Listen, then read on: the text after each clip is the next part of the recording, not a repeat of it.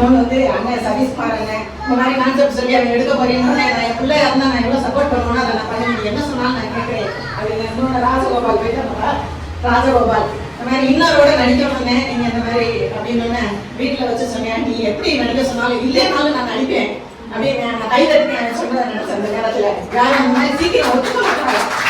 சீக்கிரம் நடிக்கிறா ஹோலி இருக்கிற இடத்துல அவங்க வந்து பாடுத்து போறலாம் சொல்லியிருக்காங்க. அந்த ஹோலி அது அழுக்காகணும் உடம்பலாம் அப்படிங்கிறாங்க. கொஞ்சம் கூட அவங்க பேசுறதா நான் போறதுக்குள்ள பேசணும் பெர்மிஷன் போட்டு போயிட்டேன். அதனால ஒரு இன்னும் அந்த ட்ரெஸ் தோச்சாலும் போகலாமா ஸ்மெல்லுன்னு அதில் அழுக்காகணும்னு ஃபுல்லா படுத்து அவ்வளோ நேரம் அவங்க அழுக்காகிறதுனால கணக்கு எடுக்கிறாங்க. இது மட்டும் இது என்ன ஒரு சின்ன ஷார்ட் 10 மினிட்ஸ்னு. ஆனா இதை விட இந்த பெரிய பிக்சர்லாம் எவ்வளவு கஷ்டப்படுவாங்க. நம்ம அதுக்கு ஆன்லைன்ல தெரியாம பாக்குற பாருங்க, யூடியூப்ல டவுன்லோட் பண்ணி அது எவ்வளவு கஷ்டம், அது எவ்வளவு ஒர்க் இருக்கு. அதனால தயவு செஞ்சு எல்லாமே தியேட்டர்ல பாருங்க, எடுக்கிறவங்க எல்லாருக்கும் சப்போர்ட் பண்ணுங்க. எனக்கு எல்லா வகைக்கும் நான் ஃபுல் சப்போர்ட்டா இருப்பேன். மம்மிட்ட சொல்லிட்டியா அப்படின்னு கேட்டேன். மம்மி தான் ப்ரொடியூசர் என்ன அப்படின்னு பிள்ளைகளும் ஏமா நீ படிக்கையில் இந்த மாதிரி சொல்லி எனக்கு கேட்கல. ஃப்ரெண்ட்ஸ் எல்லாம் வேற இடம் இருந்தா படி நீ அப்புறம் பார்க்கலாம்னு சொல்லியிருப்பாரு. அதெல்லாம் யாருமே சொல்லலை.